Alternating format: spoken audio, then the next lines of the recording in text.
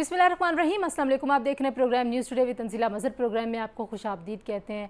जो बैरूनी साजिश का इमरान खान साहब का बयानिया था, कल सुप्रीम कोर्ट की तरफ से जो तहरीरी फ़ैसला आया परसों, और उसके बाद जो कल पाकिस्तान तहरीक इंसाफ के अहम रहनुमाओं का रद्द अमल आया, उसके बाद एक तरफ तो हुकूमत ये दावा करती है कि वो बयानिया दफन हो चुका है, लेकिन दूसरी तरफ वो सियासी तकसीम जिसके हवाले से कई बार जो साहिब राय हैं इस माशरे के, वो तशवीश का इजहार कर चुके हैं।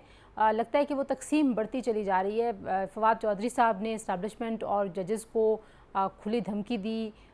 इस जो फ़ैसला है, अगर उसकी तफसीलात की तरफ देखा जाए तो सुप्रीम कोर्ट ने मुतफ़िका तौर पर ये कहा है कि कोई ना तो मुरासला सामने आया है, ना ही शवाहिद सामने आए हैं, और बारहा शवाहिद का जिक्र आया। शवाहिद ज़ाहिर है उस वक्त की हुकूमत ने देने थे, और कासिम सूरी साहब जो कि डिप्टी स्पीकर थे, उस वक्त के प्राइम मिनिस्टर साहब, उस वक्त के लॉ मिनिस्टर साहब, और फिर सदर मुमलिकत साहब ने जिस उजलत में असम्बलियाँ तहलील की, इन तमाम जो सारे के सारे एक्ट्स हैं उनको आइन के ख़िलाफ़ करार दे दिया गया है।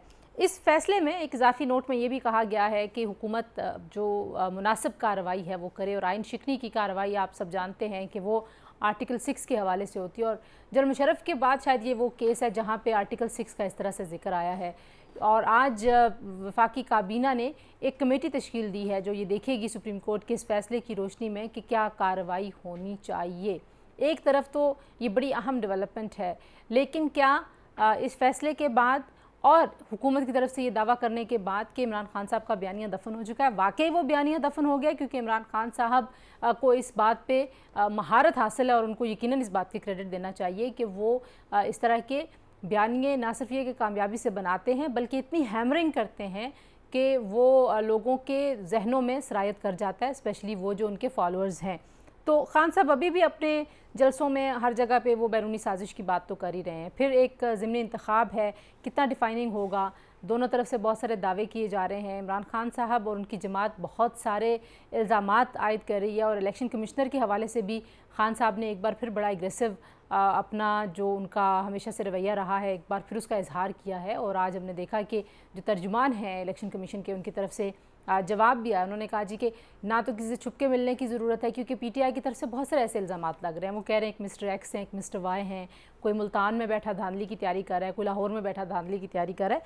तो पहले से ही जहन बन गया। अब देखना ये है कि खान साहब नताइज को मानते हैं या नहीं मानते। अगर नताइज उनकी मर्ज़ी के बरखिलाफ़ आते हैं। फिर एक और अहम जो फ़ैसला इस हुकूमत ने किया है, वो तैयबा गुल साहिबा जो इल्ज़ामात लगा रही हैं उनकी तहकीकात करने के लिए भी एक कमीशन की तश्कील का आज काबीना ने फ़ैसला किया है।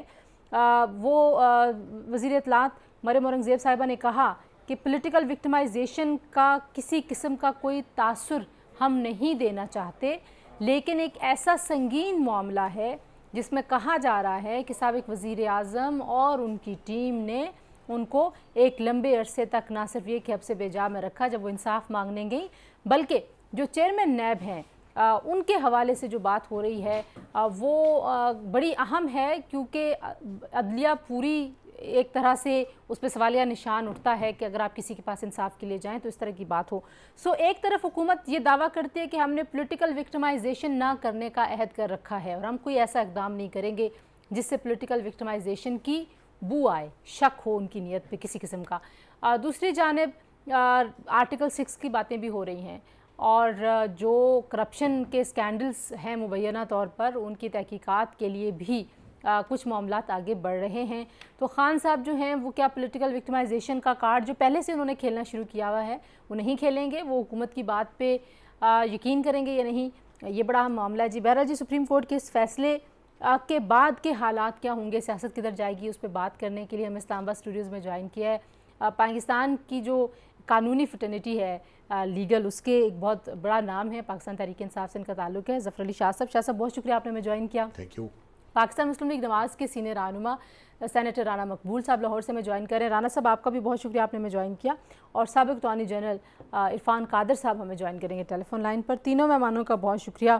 शाह साहब, पहले अगर आपकी तरफ ही आ जाऊँ, जो साइफ़र है, जो बैरूनी साजिश का एक बयानिया था, हुकूमत ये दावा कर रही है कि सुप्रीम कोर्ट के फ़ैसले के बाद अब वो दफन हो गया बयानिया। Thank you Tanzila. क्योंकि ये एक ऐसा मौजू है और वो एक ऐसा सफ़र था जिसका आपने जिक्र किया है, जिसने हमारे मुल्क को हिला कर रख दिया। मेरी उस दुनिया से तल्लुक़ है, जजमेंट भी पढ़ी है, और मैं अल्लाह का शुक्र अदा कर रहा था कि उस जजमेंट के साथ साथ ही या उससे 12-14 घंटे पहले अमेरिकन गवर्नमेंट के सिक्योरिटी जो एडवाइज़र थे, उनके बड़ा इम्पोर्टेंट ओहदा होता है,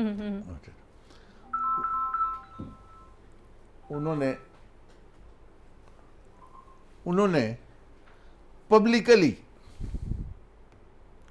कहा है, कन्फेस किया है कि अमेरिकन गवर्नमेंट ने बहुत सारे ममालिक की हुकूमतों के तख्ते उल्टे हैं। सवाल बल्कि ये भी हुआ, मुल्कों का भी हुआ जिसको वो गोल कर गए। ये न्यूज़ मैंने आपके चैनल पर भी, जियो पर भी, दूसरा ARY पर भी और दीगर प्रिंटिंग जो मीडिया है उसमें भी मैं पढ़ी है। ये इमरान खान ने तो नहीं छपवाई।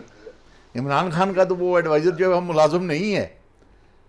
अब जिस मुल्क का सिक्योरिटी एडवाइज़र ये इस जजमेंट के आने से 12 घंटे पहले ये कह रहा है कि अमेरिकन गवर्नमेंट ने बहुत सारे अंडर डेवलप्ड कंट्री के और बहुत सारे ममालिक के उन्होंने तख्ते उल्टे हैं, इसके बाद जो जजमेंट ये पढ़ता है, जिसने वो पहली खबर भी पढ़ी हो और जिसने एडवाइज़र को सुना हो, वो इसको क्या बिलीव करेगा। With due respect to the supreme court, मैं उस कोर्ट का ऑफिसर ऑफ द कोर्ट हूँ, उस लिहाज से again with due respect to the supreme court, इस फैसले ने, सुप्रीम कोर्ट के इस फैसले ने पाकिस्तान के कॉन्स्टिट्यूशन को, पाकिस्तान के पॉलिटिकल सिस्टम को, पाकिस्तान के जुडिशल सिस्टम को, पाकिस्तान के पार्लिमानी सिस्टम को नेस्तो नाबूद करके रख दिया है। मतलब मैं again with due respect to the supreme court, ये कोई तरीका है? और वो भी सुओ मोटो, यानी अगर हम बहुत सारी पिटीशन लेके जाते हैं तो हमें सुप्रीम कोर्ट, हाई कोर्ट कहती हैं और किसी हद तक ठीक भी कहती हैं, ये क्या मसला पॉलिटिकल आप हमारे पास लेकर आए हैं?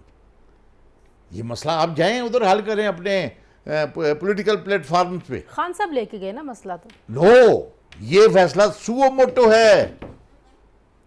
खान साहब का लिए हुए को तो उन्होंने पढ़ा ही नहीं और उल्टा अपनी जजमेंट में लिखते हैं कि वो जो साइफर था, वो जो डिप्लोमेटिक, वो तो हमारे सामने ही नहीं है। भाई जुल्म खुदा का, मैं पाकिस्तान के मीडिया को ये कहता हूं कि उन डेटों में, उन डेट्स में, जिन डेट्स में ये खबरें आप देते रहे पाकिस्तानी कौम को, 22 करोड़ अवाम को, कि वो साइफर कैसा था, नीला था, पीला था, काला था, वो स्पीकर ऑफ द असेंबली ने भेजा है chief justice of supreme court of Pakistan को। चीफ साहब मेरे लिए बहुत काबिल एहतराम है, मतलब है उन्होंने पढ़ा नहीं, आप कह रहे हैं, तो ये मेरी गलती है। ओके, आप कह रहे हैं नहीं पढ़ा, आपको लग रहा है? वो खुद कह रहे हैं, मैं क्या कह रहा हूं। अच्छा। और फिर उनके कुलीग कह रहे हैं, मेंबर ऑफ द बेंच, हमने तो वो नहीं देखा, वो ठीक कह रहे होंगे। भाई अगर वो नहीं देखा तो ये गलती आपके चीफ साहब की है या 22 करोड़ आवाम की है? ठीक है, मैं जरा इरफान कादर साहब से भी राय ले लो। इरफान कादर साहब, शाह साहब कह रहे हैं जी कि ये जो फैसला है 5 जजेस का, इसने पाकिस्तान का जो पूरा पॉलिटिकल सिस्टम उसको हिला दिया है। आप इसको कैसे देखते हैं? क्योंकि हुकूमत ये कह रही है कि जो बैरूनी साजिश का बयानिया है वो दफन हो गया अब इस फैसले के बाद। सबसे पहली बात तो ये है कि शाह साहब को मैं कुछ याद कराता चलूं, इनकी मेमोरी रिफ्रेश करना चाहता हूं। इरफान कादर साहब की आवाज जरा खोलें शाह साहब ताकि। जी आवाज आ रही है? अब आ रही है आपको? जी आवाज आ रही। मैं कह रहा था कि मैं शाह साहब की मेमोरी को रिफ्रेश करना चाहता हूं, क्योंकि आपने खुद अभी बताया था कि ये मामला जो है 63A का सदर पाकिस्तान लेके गए थे सबसे पहले जी, और लिहाजा चूंकि 63A का मामला PTI के सदर पाकिस्तान ने उठाया था, बाकी सारे केसेस उसके साथ क्लब हुए थे, और इसलिए अब जब फैसला आ गया है तो इनका ये कहना कि हम ये फैसला जो है इनको सुप्रीम कोर्ट को इसमें नहीं जाना चाहिए, तो आपने तो सुप्रीम कोर्ट को इस गाड़ी चढ़ाया था, जबकि इरफान कादर तो एतराज कर रहा था कि सुप्रीम कोर्ट को तो सदर के रेफरेंस की तरफ जाना ही नहीं चाहिए, और आप कह रहे थे कि नहीं जाना चाहिए। तो ये मैं सिर्फ रिकॉर्ड को दुरुस्त करना चाह रहा हूँ। दूसरी बात जो आपने फरमाई है वो जरा मुझे वजाहत कर दें ताकि मैं उसका भी जवाब देता चलूँ। आप मैं ये कह रही हूँ कि शाह साहब कह रहे हैं कि इससे सारी सियासी जो जड़ें हैं पाकिस्तान की वो हिल गई हैं इस फैसले के बाद, क्योंकि साइफर पढ़ा नहीं है उन्होंने, जबकि साइफर भेजा था स्पीकर उनके पास था, पड़ा हुआ था, चीफ जस्टिस को भेजा गया था, लेकिन उन्होंने अपने फैसले में कहा कि हमने ऐसा कोई मरासला नहीं देखा। उन्होंने बिल्कुल ठीक किया कि ये नहीं, क्योंकि शाह साहब को चाहिए था कि वहां साबित करते ये सारी चीजें। ये बात है। इनका चूंकि ये कहना था कि ये एक साजिश हुई है, तो साजिश ढूंढने सुप्रीम कोर्ट तो नहीं निकलेगी, साजिश तो इन्होंने बतानी थी कि क्या साजिश हुई है। मेरे लिए आप बहुत काबिल एहतराम है। शाह साहब अंडर डिस्कशन नहीं है, under discussion judgement of the supreme court है। नहीं वो अगर फैसले में शाह साबित करना था, शाह साहब अगर फैसले में ये लिखा हुआ है कि शवाहिद हमें नहीं मिले इस हवाले से, अगर उनके पास नहीं थे तो वो क्या हुकूमत ने नहीं देने थे। देखे ना, अब मैं फिर वीडियो अगेन में मैं अपने भाई से, मेरे लिए बहुत काबिल एहतराम है ये भी। शायद वहीं से शुरू होते हैं ना, जिसका वो कह रहे हैं कि हमने तो पढ़ा ही नहीं। भाई अगर आप ना पढ़े तो उसका क्या कसूर इमरान खान का है? नहीं, वहां पे शायद 22 करोड़ आवाम का है, किसका कसूर है? आपके शायद ये है कि पाकिस्तान की ऑपोजिशन जो है वो मिली हुई थी बाहर की कुव्वतों से। मैं बिल्कुल कहता हूं, वाला आप साबित नहीं कर सके, वही बात आप अभी साबित कर दें, इस प्रोग्राम में साबित कर दें, आप इस प्रोग्राम में साबित कर दें, मैं आपके साथ हो जाऊंगा। मैं अभी मेरे लिए अभी काबिल एहतराम है। मैं अगेन कहता हूं आप मेरे लिए काबिल एहतराम है, और सुप्रीम कोर्ट तो बहुत ही काबिल एहतराम आपके लिए भी, मेरे लिए भी। आप मुझे ये बताएं कि क्या वो मुरासला नेशनल असेंबली के स्पीकर ने और फिर प्रेसिडेंट ऑफ पाकिस्तान ने भी चीफ जस्टिस ऑफ पाकिस्तान को नहीं कहा कि ये जनाब इस पे आप कागनिजेंस लें, इस पे कमीशन बिठाएं, इसको देखें, क्या ये बात फैक्ट है या गलत है? सुप्रीम कोर्ट ने कोई ऑर्डर किया ऐसा? मेरा नहीं ख्याल उन्होंने कोई भी ऑर्डर किया। अब ख्याल की बात है ना आपकी। अब वो जो नहीं, कोई ऑर्डर नहीं आया, सुप्रीम कोर्ट का कोई ऑर्डर नहीं आया। अच्छा, कोई सुप्रीम कोर्ट ने नहीं भेजा और ना प्रेसिडेंट ऑफ पाकिस्तान ने भेजा है। हाँ, क्या बात है, क्या बात है। मैं आपसे बगैर किसी शिकस्त के मैं शिकस्त आपसे मान लेता हूँ। नहीं अगर ये और फैसला छोड़ता हूँ 22 करोड़ आवाम पे। इरफान कादिर साहब, अगर मुझे आप जो फवाद चौधरी साहब का रद्द अमल आया है कुछ उस पर भी कमेंट कर दीजिए, फिर मैं राना मकबूल साहब की तरफ लेके जाऊंगी। उन्होंने कहा जी कि ब्रेक से पहले कुछ और हो रहा था, जजेस कुछ और कह रहे थे, उनकी बॉडी लैंग्वेज कुछ और थी, और ब्रेक के बाद अदालत जो है वो कुछ और हो गई। तो एक तरह से ये पूरे प्रोसेस के ऊपर क्वेश्चन मार्क है कि अदालतें जो है फवाद चौधरी साहब ये कह रहे हैं कि जज साहिबान जो है किसी के साथ मिले हुए थे, मिली भगत से ये फैसला हुआ है, तो वो शवाहिद लाएं, बताएं कौम को, छुपा क्यों रहे हैं? कैसे लाएं शवाहिद, क्या करें? उनको पता है, क्यों नहीं लाते? वो लेके आए ना कौम के सामने सारे शवाहिद, चुप क्यों रहे अब? लेकिन जो आर्टिकल 6 की बात है, आपको लगता है कि जाहिर है ये सिर्फ हुकूमत के पास या रियासत के पास इख्तियार है आर्टिकल 6 का, लेकिन इजाफी नोट में उसका जिक्र हुआ, उसको आप कैसे देखते हैं इरफान कादिर साहब? देखें, इजाफी नोट में उसका जिक्र जरूर हुआ है, लेकिन ये हुकूमत वक्त का काम है, ये उनका फंक्शन है, ये अदालत का फंक्शन ऑब्वियसली नहीं है। और अगर किसी ने कोई आर्टिकल 6 की वायलेशन की है तो ये हुकूमत वक्त जो है वो मामला भेज सकती है स्पेशल कोर्ट को एक कंप्लेंट की शक्ल में, और कंप्लेंट एक ऑथराइज्ड अफसर जो है उनका, जो ऑथराइज्ड पर्सन होगा वो कंप्लेंट लेके जाएगा स्पेशल कोर्ट में। तो ये हुकूमत का इख्तियार बिल्कुल है, इसमें तो कोई शक ही नहीं, लॉ में लिखा हुआ है ये। ठीक है, मैं इरफान कादिर साहब आपसे मैं एक दो कानूनी नुकात पे और भी राय लेना चाहती हूँ, लेकिन मैं राना मकबूल साहब से भी राय ले लूँ। राना साहब, आप कहते हैं बयानिया दफन हो गया, इमरान खान साहब कह रहे हैं मेरे बयानिए को मजीद तकवीयत मिल गई है, अब वो कह रहे हैं कि सभी मिले हुए एक दूसरे के साथ, मतलब एक तरफ वो हैं और दूसरी तरफ तमाम रियासती इदारे हैं, वो कहते हैं सब मेरे खिलाफ साजिश में शामिल हैं। क्यों नहीं, उनके खिलाफ क्यों साजिश में शामिल हैं? उन्होंने क्या कसूर किया है? सिर्फ यही है कि हमारे बुजुर्गों बरतर नहायत काबिल एहतराम जफर अली शाह साहब मेरे मौसन भी हैं, तो बड़ा इन्होंने प्यार दिया है हमेशा। तो खैर बहरहाल जहाँ भी है अल्लाह को खुश रखे। उन्होंने क्या किया है जी, अपना क्या बुरा काम किया? सिर्फ गालियां दी है ना, पब्लिकली गालियां दी हैं। यही है कि किसी से हाथ नहीं मिलाया, नफरत का इजहार किया है। और फिर ये तुरफा तमाशा, मैं उस दिन मैं था असेंबली में था जिस दिन ये रेजोल्यूशन आनी थी, तो आप देखें कि जो जनाब डिप्टी स्पीकर साहब हैं वो पूरी तैयारी करके आए और लिखा हुआ ड्राफ्ट, उसने किसी को मौका नहीं दिया किसी मूवर को या किसी मेंबर को या किसी पार्टिसिपेंट को कि इसके ऊपर बात करें। उन्होंने वो लिखा लिखाया पढ़ के सुना दिया और उठ के चले गए। अब आप मुझे बताएं, अब सुप्रीम कोर्ट का ऑर्डर भी है कि आपने इसको प्रोसेस करना है। वो नहीं होता, नाकाम हो जाता, बड़ी अच्छी बात थी ना। उन्होंने वोटिंग कराई उसके ऊपर और तरह की इधर की बातें करके चले गए। और उसके बाद आपको पता है क्या हुआ कि जी प्राइम मिनिस्टर ने एडवाइस भिजवा दी इसको प्रेसिडेंट को कि जी इसको खत्म करें, असेंबली डिसॉल्व करें। प्रेसिडेंट ने इस वक्त असेंबली डिसॉल्व कर दी। ये जो स्पिरिट है आर्टिकल 6 की, उसमें 3-4 कंपोनेंट्स है ना, सबवर्शन है, एब्रोगेशन है, सस्पेंशन है, होल्डिंग इन अबेयंस है।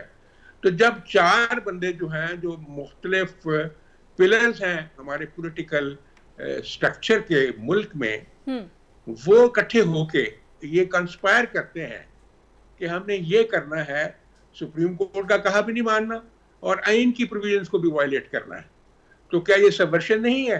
सुप्रीम कोर्ट ने को गलत बात लिख दी है इसमें। हाँ, अलबत्ता अब डिस्क्रेशन है, जैसे इरफान काल साहब फरमा रहे थे, उसके ऊपर कमेटी बन गई है, कैबिनेट कमेटी अंडर आपने लफ्ज इस्तेमाल किया, कन्वीनर होंगे, बाकी मिनिस्टर्स हैं, कुछ एक्सपर्ट्स हैं, दे आर एग्जामिनिंग इट। अच्छा राना साहब, आपने लफ्ज इस्तेमाल किया कंस्पायर। शाह साहब, अदालत का भी ये एक तरह से नजरिया नजर आया कि जो साजिश का पूरा बयानिया था, बुनियादी तौर पे वो एक साजिश के तहत घड़ा गया। अब यू एग्री, ये हुकूमत की तशरीह है, एक जो हुकूमती वज़ीर कानून और बाकी रहनुमा हैं वो ये कल कह रहे थे कि जो साजिश का बयानिया इमरान खान साहब ने गढ़ा, बेसिकली वो सारी की सारी खुद साजिश है। बड़ी साजिश वो है जो उन्होंने ये बयानिया बनाया। आप एग्री करते हैं इस बात से?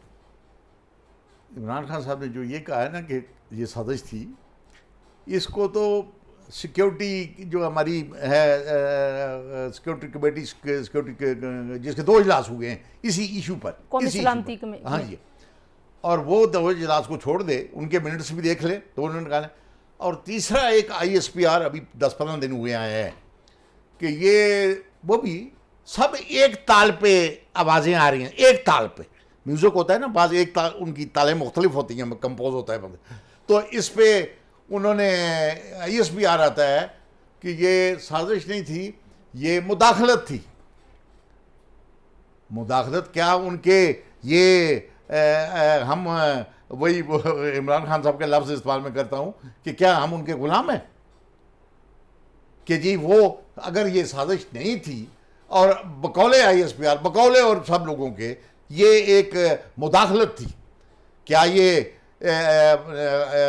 यूनाइटेड नेशन के चार्टर में लिखा हुआ है कि अमेरिका चूंकि वीटो पावर है दुनिया की तो इसको मुदाखलत की इजाज़त है? जिसके अपने एडवाइज़र ने अभी कहा है, मैं जिसका जिक्र मैं कर रहा था, अभी 12-14 घंटे हुए हैं, 20 घंटे हुए हैं इस जजमेंट से पहले, कि हाँ जी अमेरिका ने बेशुमार, अमेरिका ने तो बहुत सारे मुमालिक में मुदाखलत भी की है, तो हम उसके मामे लगते हैं कि यहाँ पर वो नहीं कर सकता। मसला ये है कि अदम एतमाद का कोई ताल्लुक था उनके साथ या नहीं? किसके?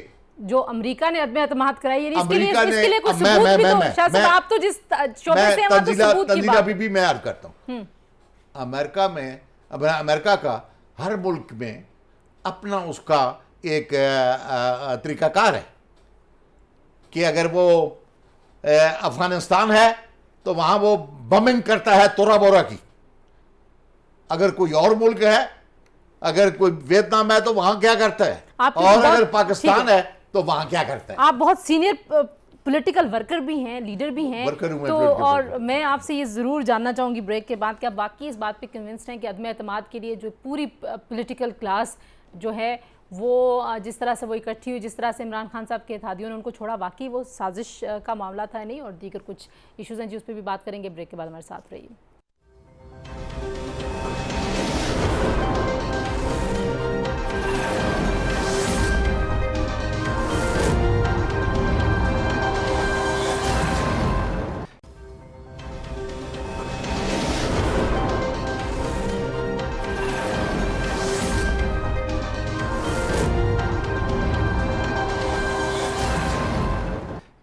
जी, प्रोग्राम में एक बार फिर आपको खुशामदीद कहते हैं। इरफान कादिर साहब, अब ये मामला मतलब किसी सुलझाव की तरफ आपको कैसे जाता हुआ दिखाई देगा?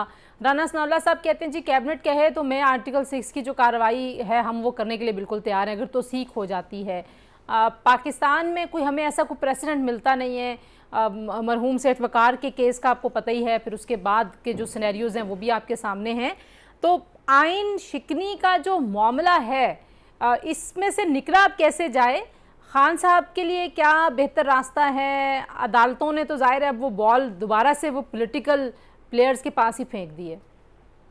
इसमें अब दो चीजें हैं। एक तो ये है कि इस केस में आया आर्टिकल 6 के इंग्रेडिएंट्स हैं, और दूसरा सवाल ये है कि अगर इंग्रेडिएंट्स हैं तो क्या हुकूमत को पेशरफ्त करनी चाहिए, और अगर इंग्रेडिएंट्स हैं तो क्या हुकूमत पे लाजिम है कि उसमें पेशरफ्त करें। तो पहले सवाल का जवाब तो मैं ये दूंगा कि इंग्रेडिएंट्स सुप्रीम कोर्ट के ऑर्डर के मुताबिक तो बिल्कुल है। उन्होंने 3 चीजों का जिक्र किया वहां पे। उन्होंने कहा कि ये जो कुछ हुआ, डिप्टी स्पीकर ने जो कुछ किया, जिससे कि उन्होंने रिजेक्ट कर दिया वोटिंग को, वोटिंग रेजोल्यूशन को रिजेक्ट कर दिया कि नो कॉन्फिडेंस पे आप वोटिंग नहीं करेंगे। ये जो रिजेक्शन है, सुप्रीम कोर्ट कहता है कि इसमें प्री मेडिटेशन थी, इसमें डिलिब्रेशंस थी, और ये उन्होंने सब कुछ किया उस वक्त जबकि इन्होंने आइन के साथ खिलवाड़ करके फ्रॉड का लफ्ज इस्तेमाल किया सुप्रीम कोर्ट ने। तो ये इंग्रेडिएंट्स तो उन्होंने बिल्कुल क्लियर कर दिया है कि इंग्रेडिएंट्स हैं। अब अगर सुप्रीम कोर्ट ये लिख भी देता है और हुकूमत वक्त समझती है कि ये लार्जर पब्लिक इंटरेस्ट में नहीं है कि इसमें प्रोसीड किया जाए, तो सुप्रीम कोर्ट कंपेल उनको नहीं कर सकता। वो बिल्कुल उस चीज को रोक सकते हैं, क्योंकि इससे पहले जब कोशिश हुई थी कि जनरल मुशर्रफ के खिलाफ ये हाई ट्रिब्यूनल का केस बनाए हुकूमत उस वक्त की जब नया अटॉर्नी जनरल था, तो मैंने सुप्रीम कोर्ट को ये सारी बातें जो है खुल के कर दी थी, और सुप्रीम कोर्ट बिल्कुल दबाव नहीं डाल सक रही थी मुझ पे कि जरूर ट्रीजन का केस बनाया जाए। ठीक है। तो अब भी अगर हुकूमत वक्त ये फैसला कर लेती है कि बावजूद के ट्रीजन हुआ है, लेकिन हम in the larger public interest, क्योंकि राना साहब यहाँ बैठे हुए हैं, राना साहब जानते हैं कि जो प्रोसिक्यूशन होती हैं ऑल ओवर द वर्ल्ड वो पब्लिक इंटरेस्ट में होती हैं, और वो पब्लिक इंटरेस्ट एग्जीक्यूटिव एक्शन का एग्जीक्यूटिव डिटर्मिन करती है। तो अगर तो हुकूमत वक्त ये डिटर्मिन कर ले कि चले बावजूद उस सारी चीज के हम इस तरफ नहीं जाएंगे, तो फिर तो ट्रीजन का केस तो नहीं बनेगा। लेकिन अगर खान साहब यही जबान बोलते रहे तो हुकूमत वक्त मजबूर अगर हो गई तो फिर खान साहब जो है बहुत वीक फुटिंग पे होंगे। हाँ, अगर उनकी बहुत सपोर्ट हो जाए तो वो तो जुल्फिकार अली भुट्टो साहब की भी उस वक्त बहुत ज्यादा सपोर्ट थी, लेकिन उस वक्त एक गलत फैसले के जरिए वो उनके साथ जो हुई आप सब जानते हैं। लेकिन यहाँ पे जो फैसला होगा वो सही होगा। अच्छा। अगर उन पे ट्रीजन लग जाता है तो वो फैसला सही होगा। तो कबल इसके कि ये सारी चीज हो, मैं समझता हूँ कि शाह साहब को चाहिए कि खान साहब को समझाएं कि इस तरफ रिकंसिलिएशन की तरफ ये आए, ये रिक्वेस्ट करें, ये एनआरओ मांगे ताकि ये मामला इनका खत्म हो।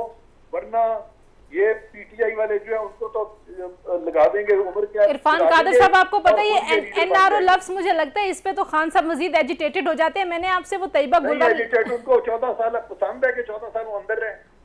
अच्छा, मैं चाहिए अपने आप को बचाएं। अच्छा, मैंने आपसे तैयबा गुल कमीशन के ऊपर भी इरफान कादिर साहब आपकी राय लेनी है, लेकिन आपने जो तजवीज़ वो कर रहे हैं, आपको लगता है कि ये वे आउट है? क्योंकि जाहिर है अगर पब्लिक इंटरेस्ट में नहीं है सारा मामला और पॉलिटिकल प्रोसेस में खान साहब वापस आके बातचीत करते हैं, यू थिंक कि वो ऐसा कुछ करेंगे?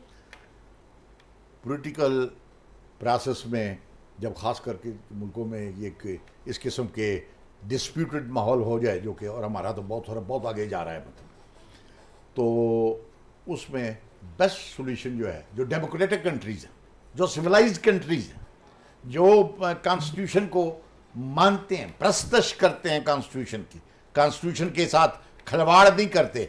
ये अभी मेरे नाम से अभी ब्रेक में कादिर साहब फरमा रहे थे और राणा साहब भी कि वो जफर अली शाह केस बदनामे ज़माना केस, लेकिन उस केस में भी, उस बदनामे ज़माना केस में भी उस वक़्त के जजेस साहबान ने उन्होंने ये इजाज़त दे दी कि मार्शल एडमिनिस्ट्रेटर और मार्शल वाले जो हैं आइन में तरमीम कर सकते हैं। आफरीन आफरीन, आज तक काफरीन कर रहे हैं ये कादर साहब और दीगर ज्यूरिस्ट। ये कोई जजमेंट है? किस सुप्रीम कोर्ट के अपने पास इसके पास पावर नहीं है आइन को अमेंड करने की, वो डिक्टेटर को मार्शल लॉ एडमिनिस्ट्रेटर को कह रहे हैं लेकिन फिर भी डरते डरते उन्होंने एक दो चीजों को महफूज कर लिया। उन्होंने कहा जी आप कर सकते हैं लेकिन पार्लिमानी निजाम को आप नहीं छेड़ सकते, आप इस्लामिक सिस्टम को नहीं छेड़ सकते, आप फंडामेंटल राइट्स को नहीं छेड़ सकते। ये किस जजमेंट में है? जो बदनामे जमाना जजमेंट है। और यार ये तो अब मॉडर्न दौर की जजमेंट है और अब की जजमेंट है और बहुत अच्छे जजेस की और बेंच की जजमेंट है। खुदा का खौफ खाते हैं। आप हमें मना करते हैं कि आप सियासी दरखास्तें हम आपके पास ना लेकर आएँ, और आपने एक सियासी जजमेंट देकर 12 घंटे इलेक्शन में रहते थे। अपना आपको लगता है पंजाब के इलेक्शन पे मुताबिक? हाँ, ज़िमनी इंतखाब जिन पर ओवरऑल बड़ा देखना, पॉलिटिकल सिस्टम का तल्लुक पॉलिटिकल एक्टिविटीज से होता है। आपने 12 घंटे पहले जजमेंट दे के आपने 12 हलकों को इन्फ्लुएंस करने की कोशिश की है। ये आप 4 महीने पहले क्यों नहीं दिया आपने? एक और ब्रेक ले लें, मैंने तैयबा गुल कमीशन के हवाले से भी राय लेनी है मेहमानों से, और ज़िमनी इंतखाब पे भी कुछ बात करेंगे। ब्रेक के बाद हमारे साथ रहिए।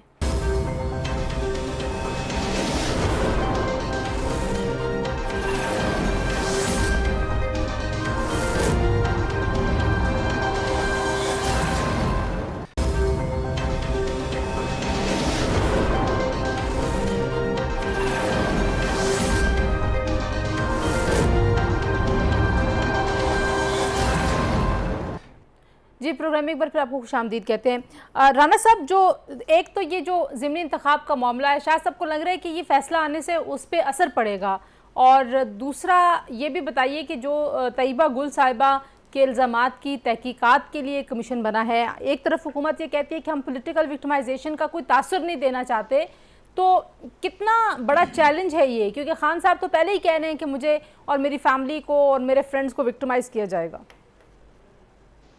देखिए जी, जो पहली बात है, सुप्रीम कोर्ट को आप पाबंद नहीं कर सकते वो कब फैसला करे।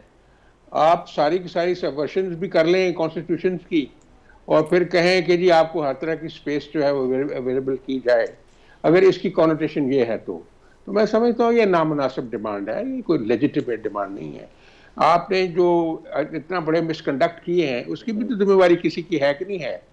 सुप्रीम कोर्ट अब क्या करती है? अगर ये ना करती कि जिस कॉन्स्टिट्यूशन को सबवर्ट किया गया है तो क्या कहते हैं वो कि बहुत अच्छा किया गया है। एक नेचुरल सा फ्लो है जो सारी की सारी ओपिनियन मेकिंग का और जस्टिस के निज़ाम का, इसको इसी तरह एक्सेप्ट करना चाहिए और अपने बिहेवियर, अपने कंडक्ट के ऊपर थोड़ा फोकस करके उसको दुरुस्त करना चाहिए।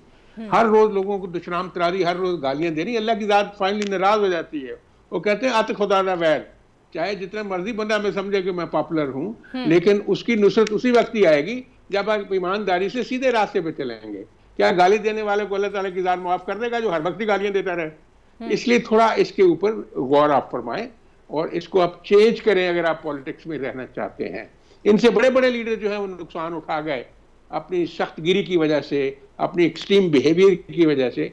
इसलिए जो मॉडरेट तरीका है ना, जो वाकई नबी सल्लल्लाहु अलैहि वसल्लम के, देखें नबी सल्लल्लाहु अलैहि वसल्लम ने किया कि सबसे जो जन्नत का हकदार है वो अखलाक वाला बंदा आदमी है, जो अखलाक जिसका अच्छा नहीं है वो जन्नत का हकदार नहीं है।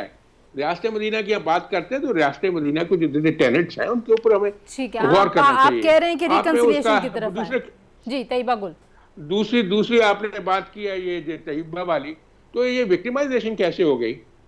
आपने विक्टिमाइजेशन की इंतहा कर दी है। वो बुढ़े जज को आपने इस्तेमाल किया है, इसकी वीडियो दिखा दी है, वो सरेंडर कर गया है और सारे का सारा निज़ाम उलट पुलट कर दिया है, बेगुनाह को सजा दिलवाई है, लोगों को 2-2 साल अंदर रखा है गर्मी में और सर्दी में, उनके बच्चे, उनकी बीवियां, आपको पता नहीं है मुआशरा किससे हुआ। अगर किसी बेगुनाह को आप पकड़ लेते हैं, बच्चियों को, जवान बच्चियों को रिश्ते टूट जाते हैं। जी ठीक, आप कह रहे हैं कि विक्टिमाइजेशन नहीं करना चाहिए। जी इरफान, राना सनाउल्लाह को उठा के जिसकी हार्ट सर्जरी है, आप 6 महीने जो है वो गर्मी में लटा दें बगैर बिस्तर के, फिर उसके ऊपर जो चीनी फेंक दें ताकि कीड़े उसको खाते रहें, ये कोई बातें करने वाली? आप विक्टिमाइजेशन की बात कर रहे हैं? जी ठीक है। इरफान कादर साहब, आप इसको किस तरह से देखते हैं? एक बहुत ही अहम ओहदा और उसके हवाले से इस तरह के एलिगेशंस आना, रोल क्या है? बहुत सारे लोग कह रहे हैं कि इस तरह के मामलात पे भी जुडिशरी को खुद ऐसा कोई स्टेप लेना चाहिए कि ये मामला साफ हो, ट्रांसपेरेंट तरीके से इसकी इन्वेस्टिगेशन हो। हाँ, मैं समझता हूँ कि जिस तरह से जुडिशरी ने पीछे सुओ मोटो नोटिस लिया है इन्वेस्टिगेशंस और प्रोसिक्यूशंस में ट्रांसफर्स का और ईसीएल में लोगों के नाम डालने या निकालने का, तो उससे ज्यादा जरूरी था कि यहाँ पे भी वो नोटिस लेते। तो ये चूंकि यहाँ पे नोटिस नहीं लिया, तो इसलिए जुडिशरी जो है कम से कम वो इम्पार्शल नजर नहीं आती। मैंने हरगिज ये नहीं कहा कि हमारी जुडिशरी इम्पार्शल नहीं है, लेकिन मैं ये जरूर कहूंगा कि अगर जुडिशरी हमारी इम्पार्शल है तो इम्पार्शल उसको नजर भी आना चाहिए, और जब एक बड़े बड़े मैटर्स को वो छोड़ देगी और बहुत मामूली मैटर्स पे सुओ मोटो नोटिस देगी, तो उससे जुडिशरी पर भी एक गलत इंप्रेशन आएगा। तो मैं समझता हूँ कि ये मामले को जुडिशरी को खुद टेकअप कर लेना चाहिए और सुओ मोटो नोटिस ले लेना चाहिए, क्योंकि पहले इससे बहुत छोटी बातों पे भी उन्होंने नोटिस लिए हैं। अब दूसरी बात जो आप फरमा रही हैं कि क्या हुकूमत अगर कमीशन बनाती है तो ये पॉलिटिकल विक्टिमाइजेशन में आता है कि नहीं आता, तो अगर तो हमारे सामने ये बिल्कुल एस्टैब्लिश हो जाता है कि तैयबा गुल की तो सारी बात ही झूठी है, बिल्कुल झूठी है, तो फिर अगर कमीशन बनाया जाता है तो यस पॉलिटिकल विक्टिमाइजेशन है। लेकिन अगर तैयबा ने अपना मौक़िफ़ फोर्सफुली बयान किया है और उसके मौक़िफ़ की कोई तरदीद नहीं आती चेयरमैन नैब की तरफ से, उनको चाहिए कि वो भी मीडिया पे आके कम से कम अपना एक मौक़िफ़ तो पेश करें। अब क्योंकि उन्होंने अपना मौक़िफ़ ही नहीं दिया, तो ये कह देना कि तैयबा गुल का मौक़िफ़ जो है झूठा है, आप उसको झूठा तो कह नहीं सकते। क्योंकि आप झूठा नहीं कह सकते तो जरूरी है कि चेयरमैन नैब का मौक़िफ़ आए, तो इसमें क्या पॉलिटिकल विक्टिमाइजेशन है? अगर कमीशन बनेगा तो उनका मौक़िफ़ ही लेगा ना, तो उसमें विक्टिमाइजेशन क्या है? अगर मेरे खिलाफ अगर कोई झूठ बोलना शुरू कर दे और कोई कमीशन बने, तो मैं तो बड़ा खुश होऊंगा कि अच्छा हुआ यार कमीशन बना, तो मैं तो खुद कहूंगा कि मामला साफ हो जाएगा, कमीशन के पेश हो जाऊंगा, दूध का दूध और पानी का पानी हो जाएगा। सही। अच्छा शाह साहब, बहुत संगीन इल्जामात हैं और जाहिर है उसमें एक तरफ तो बल्कि शाह साहब भी फेवर करेंगे कमीशन को। जी शाह साहब आप। वो तो ठीक बात है, लेकिन अदारों का आगे ही बड़ा बुरा हाल है, और अदारों में अगर फिर ऐसे पैचेस लग जाएं, और अगर ठीक है वो इंक्वायरी भी होनी चाहिए, इंसाफ भी होना चाहिए हर किसी के साथ, मर्द है या औरत है, लेकिन इसको इतना लेवल पे, बाकी ठीक है अगर कोई कमीशन बनता है, जुडिशल कमीशन बनता है या तो वो ज़रूर बने। अब उसमें भी देखना मैटर बहुत बड़ा है ना, अगर एक जज सारे फैसले किसी ब्लैकमेल और उसके ऊपर कोर्स करके उसको किया जाता रहा तो क्या करेगा? मैं यही याद कर रहा हूँ ना कि अगर फैसले पता नहीं वो ठीक होते रहे या जज होते रहे और ब्लैकमेल करने के लिए एक नई बात आ गई और उसमें भी जज इन्वॉल्व है, ये इसके कोई इम्पैक्ट कौम पर, नेशन पर अच्छा बैठता है? और जज जाता सुप्रीम कोर्ट किसी, तो जजेस को इसमें आगे बढ़ के इसको दूध का दूध पानी का पानी करें करें करें करें करें किसने मना किया? करें क्यों ना करें। बिल्कुल बिल्कुल ठीक है जी। जफर अली शाह साहब, इरफान कादर साहब, राना मकबूल साहब, आप तीनों का एक आखिरी कादर साहब से भी, अपना राना साहब भी। जी जी। राना साहब, ये रात को प्राइम मिनिस्टर साहब नेशनल हुकअप पे आके उन्होंने स्पीच की और रिलीफ भी दिया लोगों को, और ये वो पेट्रोलियम का इंटरनेशनल जो फ्रॉड है वो मॉनेटरी फ्रॉड, IMF में उन्हें उसे इंटरनेशनल मॉनेटरी फ्रॉड कहता हूँ, उसमें प्राइम मिनिस्टर नेशनल हुकअप पर आ रहा है, तो ना उसके गवर्नमेंट का फ्लैग है उसके साथ, ना नेशनल फ्लैग है उसके साथ। ये प्राइम मिनिस्टर साहब को कहें कि ये पता करें, इंक्वायरी करें कि क्या किसी ताकतों ने वो रुकवाए हैं फ्लैग, या PTB वालों, या किसका ये कसूर था, या गिला ये था, ये जरूर पता कराएं। राना साहब पता करें जी, एक डेकोरम होता है जाहिर है प्राइम मिनिस्टर के। हाँ, आज तक कभी कोई ऐसा नहीं हुआ। मतलब ठीक है जी, बहुत शुक्रिया जी। तीनों मेहमानों का गुफ्तगू आपने सुनी, और ज़िमनी इंतखाब पे थोड़ी सी बात रह गई, लेकिन वक्त क्योंकि कम होता है, इंशाल्लाह अगले प्रोग्राम में इस पर बात करेंगे। अपना बहुत सारा ख्याल रखिए जी, अल्लाह हाफिज़।